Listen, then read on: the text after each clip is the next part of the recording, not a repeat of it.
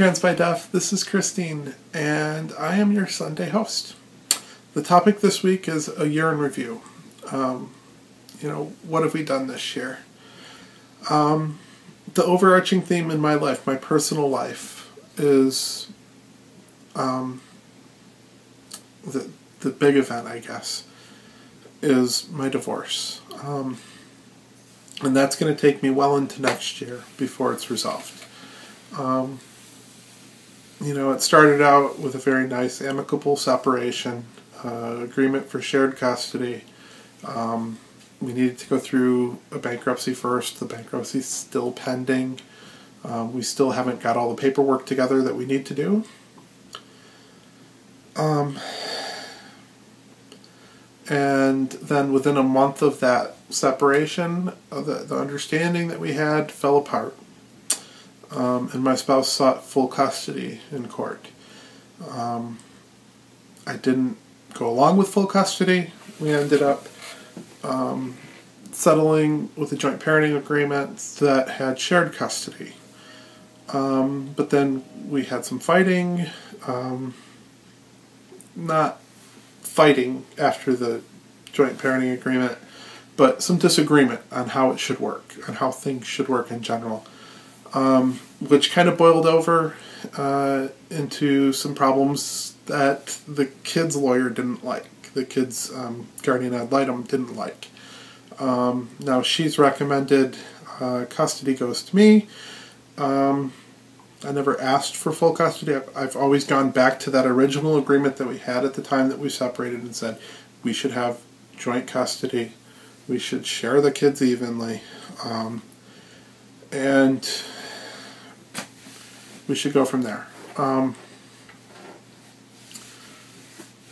don't know what's going to happen as we start the new year. I still don't know what's going to happen.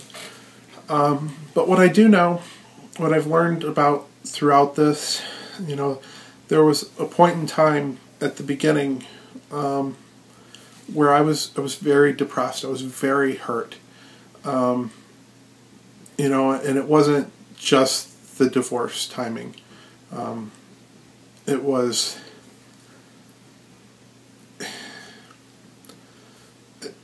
a number of things, all coming together right at that time. Right when she filed for full custody, I was in the process of getting a name change. I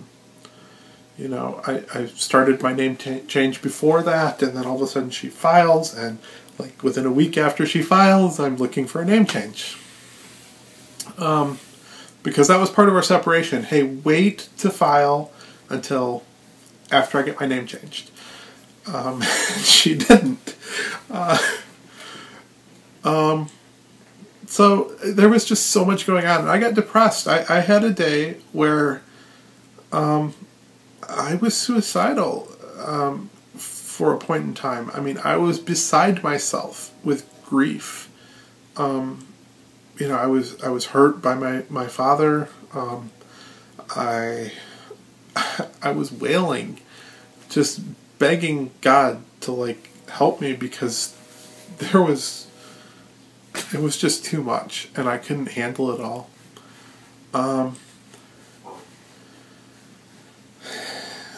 That's the kind of emotional roller coaster.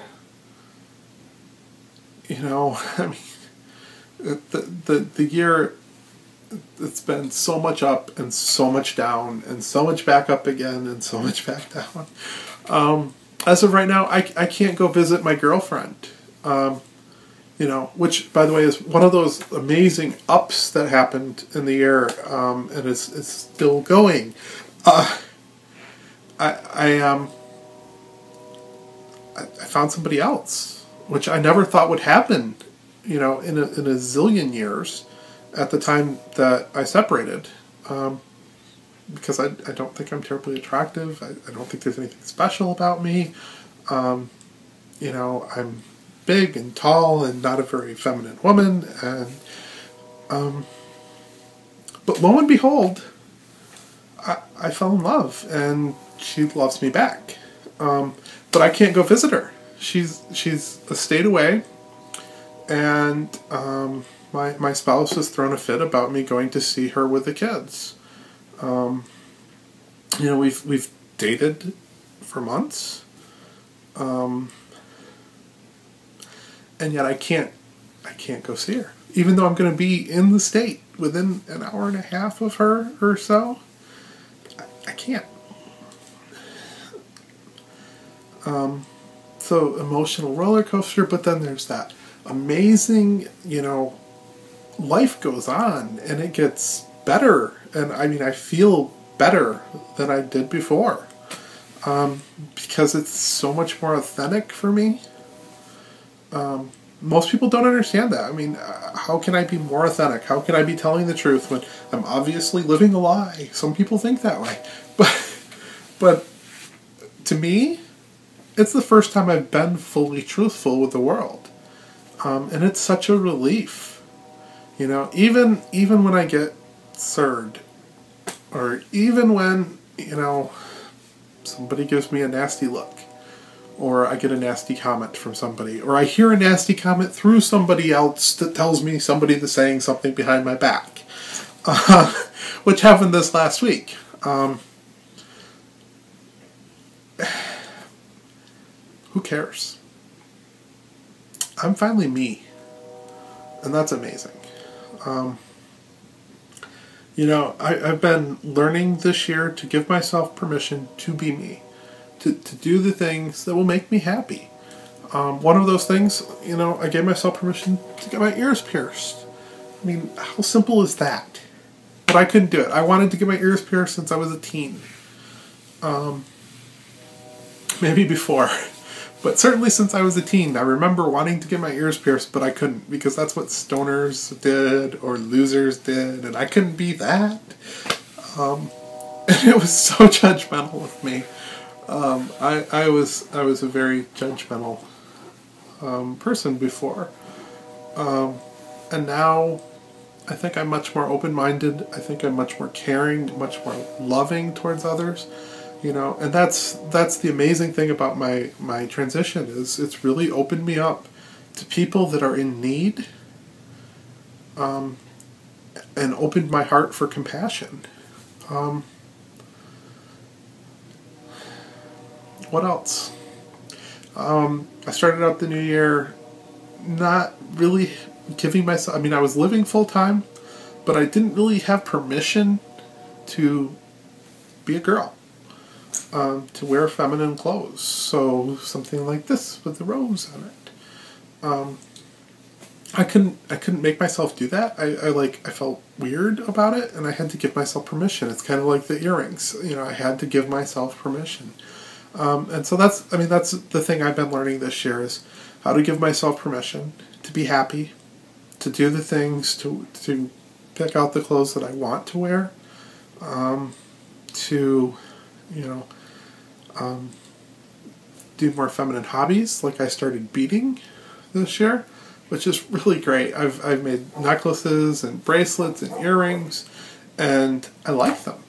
I can make them in the color that I want to match my clothing if I want. Although mostly I've been making them for gifts for people. But I have lots and lots and lots of beads left for me.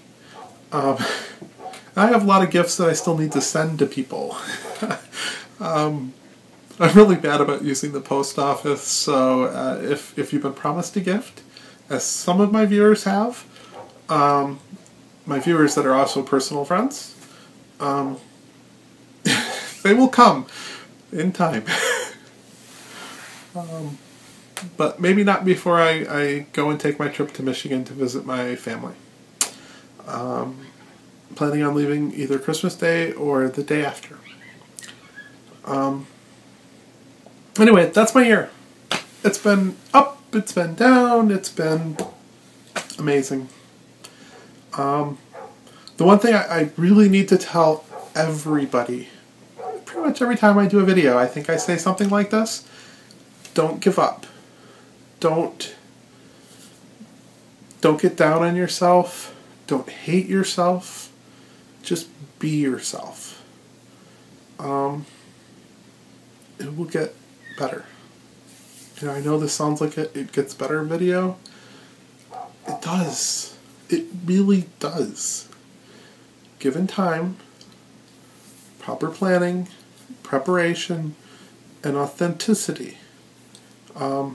Don't push too hard. Be yourself. Take your time. You know, Harley in her video talks about making a plan for her transition. You need to make a plan for your transition. You know, if you're depending on your parents for support, it's not necessarily the best time to come out. You can wait. Or you can kind of do it on the back and not tell them what you're doing.